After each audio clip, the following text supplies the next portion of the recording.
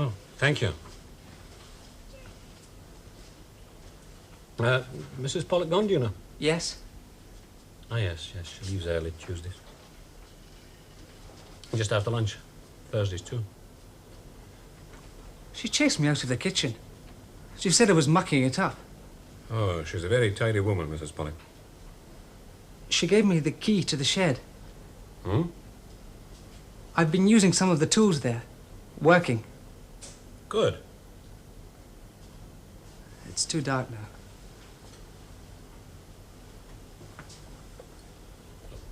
What were you making? A kind of sculpture. Oh, is that what you do? Well, not usually. Hmm. It depends what the stuff is. What you can make of it. Oh, that's true. Does that girl always come round with the doctor? What girl? Margaret. That came yesterday. Margaret Caris. Did she? Does she? No, I don't think so.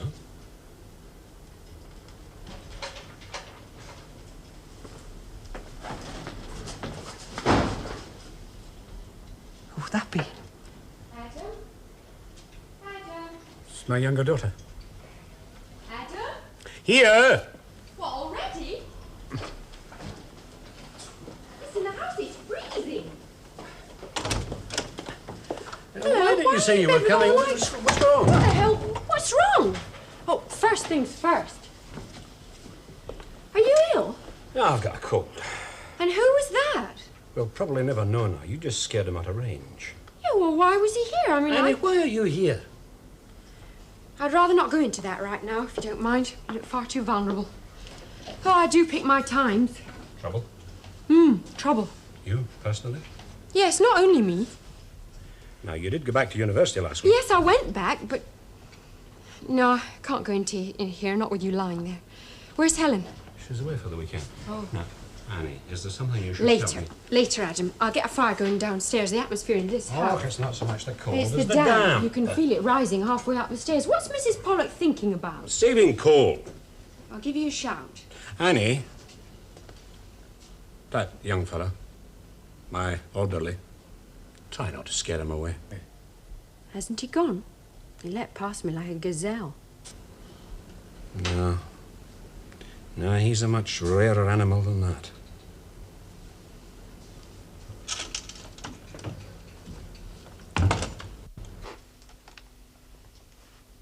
Well? Well, what, Father? How did it go on your first date? Oh, not so bad. Dr. Calvi was quite pleased. Good. I dare say you'll be all right. Just do what he tells you. You said he needed somebody better than me. I suppose you'll be all right. In a wee place like this, no like a city. What sort of things did you have to do? Take messages, make appointments. But today he took me on his round to meet his patients. Who did you meet? The Lockheads, the Pattersons, the Petrie boy. Oh, and we went up to the manse. Mr. Smith's got the flu. Oh? There was a boy there. He was a strange fella. A friend of the girls? No, I don't think so. Helen's away. He was strange. He was so open and honest. He was shy. A young boy? I don't know. Well, he was younger than me. I think. I don't know. Oh, likely a lad they've got in to do some of the odd jobs about the place. Did you see the minister? No, I waited downstairs. You've never really had a bad attack, have you, since the minister's girls found you that time? No, I suppose not. You think maybe it's gone now? Oh, I couldn't hope for that. Well, you'll just have to take it easy. If you find this new job too much for you, you'll have to tell the doctor you can't manage. We don't want to make you worse. No, Father.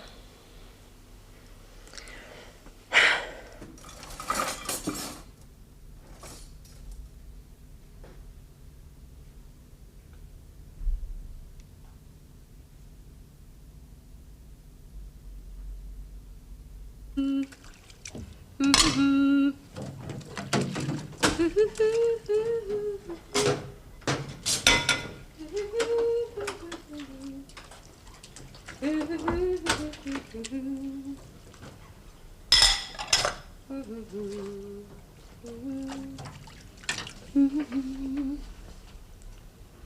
didn't you smell the food? No. I was away collecting some stuff. Oh, we left some for you in the oven. There. Thank you.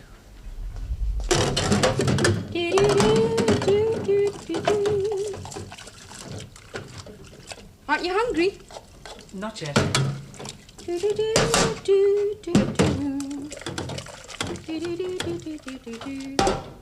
Thanks for looking after Adam. I know how difficult it is. My father, in anything less than the pink of condition, takes it as a personal affront. He resents it, and he shows that he resents it.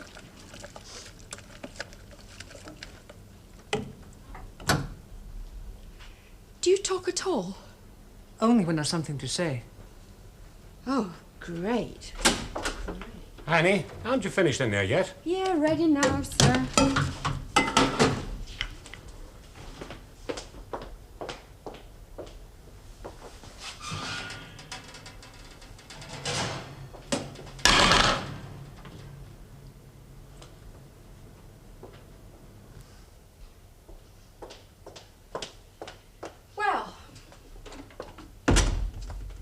Will I dive in at the deep end? Will I work up to it gradual, like? I've had enough preparation. Right, deep end. Obscenity. Suddenly, they find out the paper that I helped to edit is an underground newspaper. Sudden shift in the climate. Permissive days are over. And right at the start of term, the clamp is down. Now, Jake says... Jake? Jake's my co-editor. He's a raver of some maturity. Now, Jake's all for battle. He's got arguments, sound reasoning, a good precedent on his side, and support of about half the faculties so far. But even that's dwindling, and reasons are not wanted. The whole scene is suddenly black and white again. It's harmless or it's obscene. It's pernicious pap or it's subversive literature. Of course, they're cute enough not to call it subversive. They just call it dirty, and that means nobody asks why, because everybody knows what dirty is. I mean, you know, we're supposed to be studying social science. What's the point? I've had enough for the defense.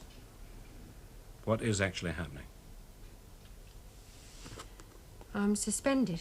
We are suspended, pending the result of an inquiry. And the paper is banned. Because it's obscene. You've read every issue. Do you think so? Oh, I'm no expert in obscenity.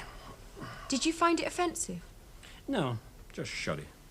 In presentation, I mean. Yeah, but they, the authorities, they say it is obscene. Now, are they right? Well, they are if the law is on their side. Yes, that's what makes things right or wrong. Jake wants to go to court and test it. You? I don't know.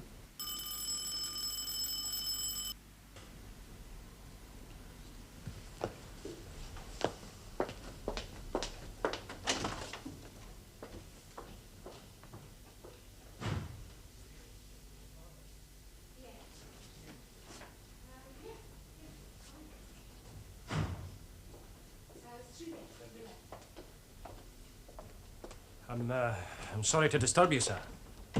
Oh, not at all, Constable. It's a small matter, really, but I'd be glad of some help.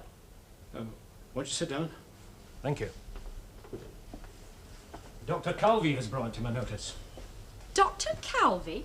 Yes, he says that Mrs. Crichton is missing and that you might help me. Oh, yes, yes.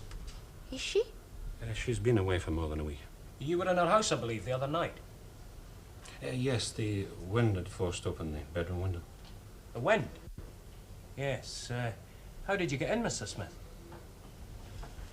Oh, the wind. Well, the wind in the window was... It was open. You didn't go climbing through the bedroom window, did you? No, the door.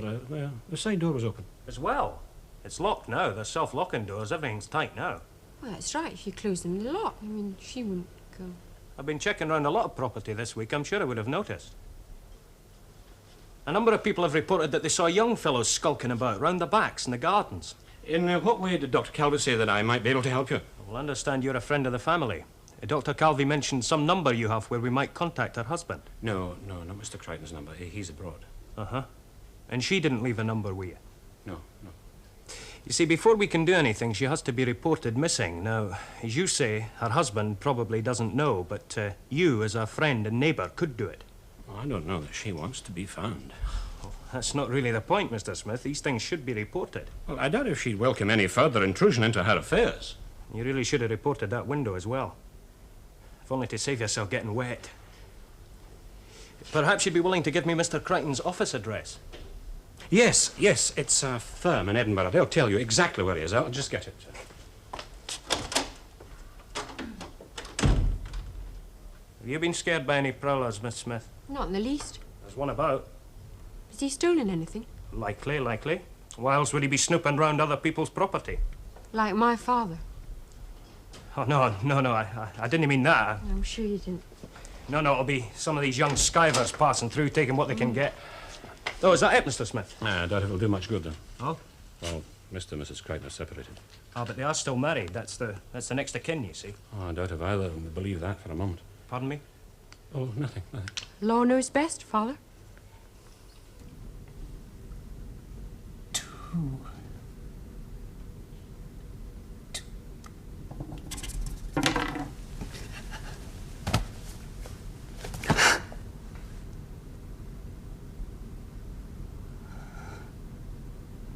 Margaret.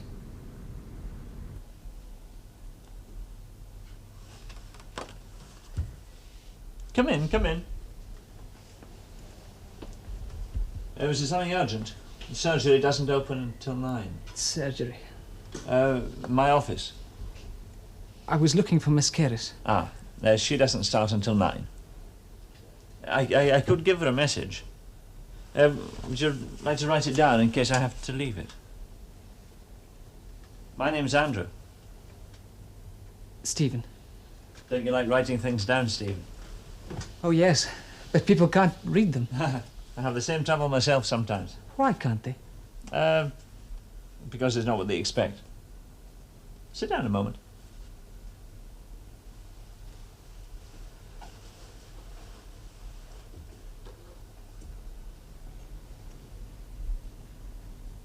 Where did you meet Margaret?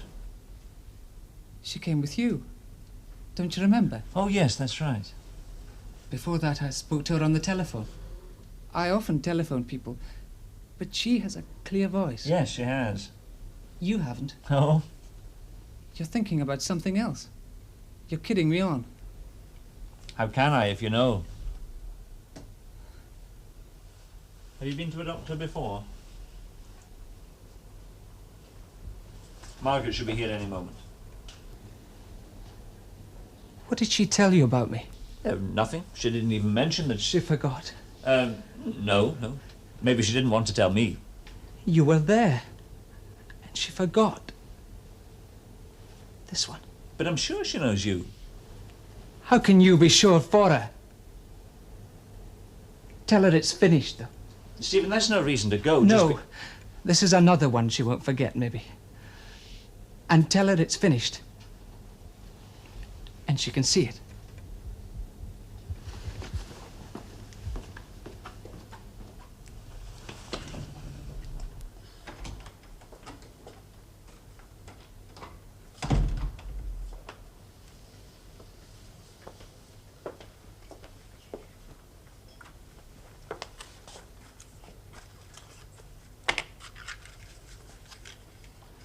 I think your orderly's gone. Oh? What makes you think so? Well, keys from the shed are back in the hook. And the tools are tied away.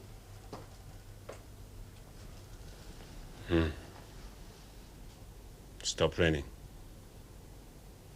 Listen, I've had a note from Jake. He's trying to get support for a student occupation of the administration block, and I would have to be there. Well, the question is, do I want to play martyr? Martha? A martyr, Adam. A Martha I couldn't play. Oh, no. Martha's much more difficult. Oh, you are the minister, sure enough. And I'll wait here until called south by the proper authority. Tea? Where have you been? Oh, I'm sorry. You should have been here 10 minutes ago. I went to the post office to get some Just stamps. 10 minutes earlier, Margaret. What's happened? I've just frightened off your boyfriend, probably for good. Boyfriend? I haven't got a boyfriend. Who should have 2 left feet like mine? God knows where he is by now. Who have you been speaking to? Ach, Margaret, don't be coy. I'm talking about Stephen. He came here to look for you and I frightened him away. I only spoke to him for a few minutes when I was waiting for you in the manse. Well, I wish you'd told me about him. There was nothing to tell. Did he tell you he can't read or write? He could learn. I don't think so. He is not stupid. He's just shy. There are certain things about his manner, the way he moved, the way he spoke.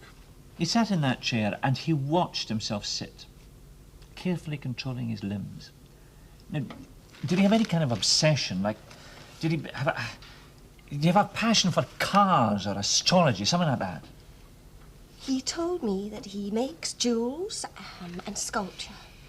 You know, not proper ones. He just makes them from things that he finds lying about, and he's very keen on it. I think he's autistic.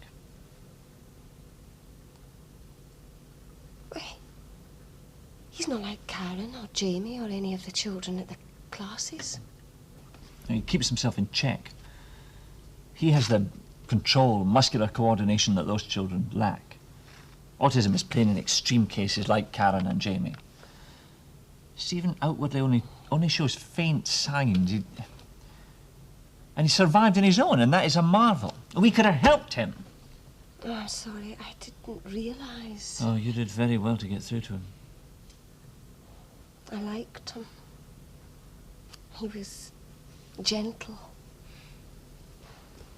When I did my stint in a psychiatric ward, I tried for hours to get through to a 16-year-old boy. He was severely introverted. He was almost catatonic. And I talked to that boy. I tried everything I knew. You know who eventually got through to him? A 65-year-old grandmother who came to visit somebody else. He followed her around the place. He didn't say anything. He just stood behind her and held her hand. And he loved that woman. He loved her. And she just chatted away to him all the time. And he loved that. He felt safe with her. And you got through to Stephen because you liked him. You just accepted him. And that few minutes established a point of certainty for Stephen. Through you, the world managed to invade him just a little. Mr. Smith spoke to him too. He was the one to draw him out. Stephen felt at home at the manse. Smith. God. That man gets more success than he deserves. But, I mean, what's he doing, for heaven's sake? Standing there nodding and smiling, trying to look like a saint. Oh, that is not fair. I know. Mr. Smith inspires confidence and trust. I just frighten people. But I could have helped that boy. Not just given him a smile and a pat on the back. Well, I wish I had got to know him better. He said there was something you ought to see. He's finished it. It's a sculpture. I'm sorry, Margaret. I'm sorry. I let you both down. I shouldn't have been late. God, we're both late for the surgery. Come on, you better let them in. Mrs. Mackay is first. Aye, Mrs. Mackay.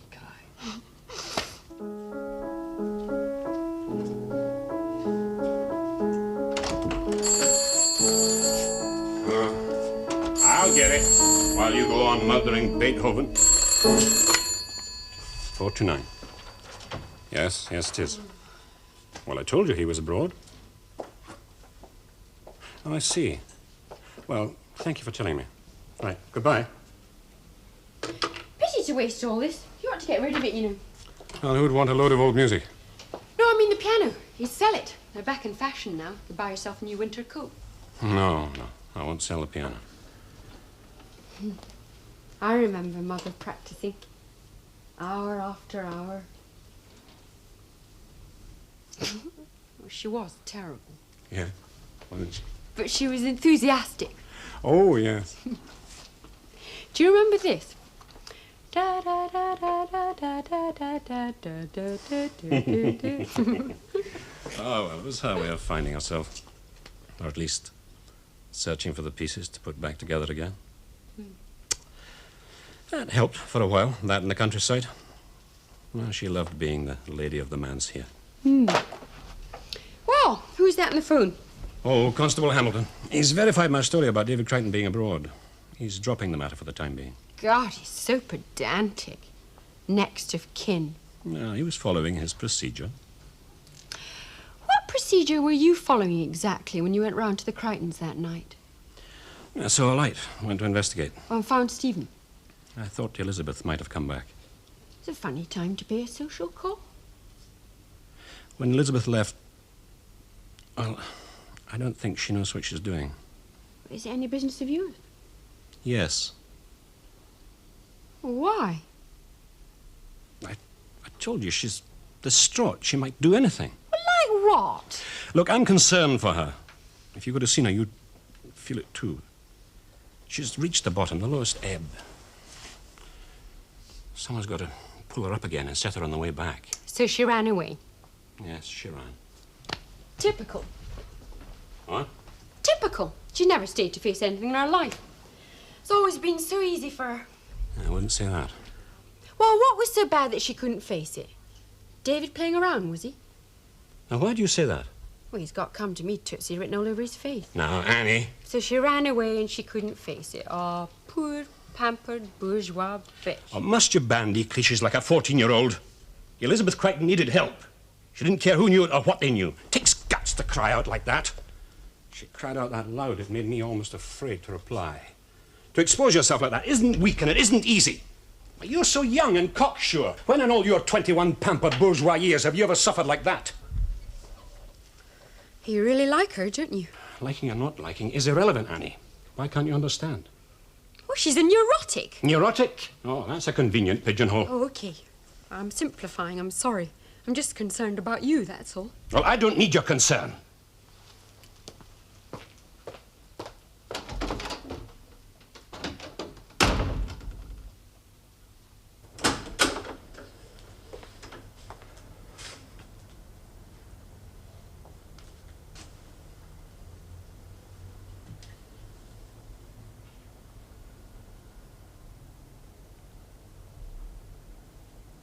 Well, all I know is that he was heading south and that he came down the road from Edinburgh. Wonder how he'll get on. Will he be all right, Mr. Smith? Yes, I'm sure he will. He can't write. He doesn't really understand what's happening. He was so helpless. Except for you. Dr. Calvi doesn't know how you got him to stay here at all. By getting him to help me. That was a good idea. No, it was necessary. There was no one else at the time. Even so, I think he may have stayed just to make this for you.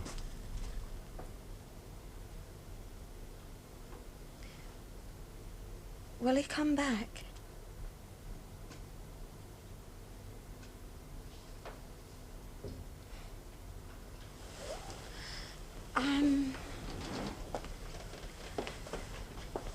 I'm very grateful, Mr. Smith. It's him you should be grateful to.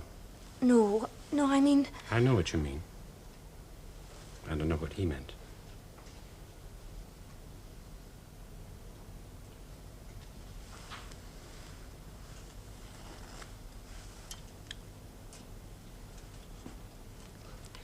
Is that the title of it, do you think? No. I think that means goodbye.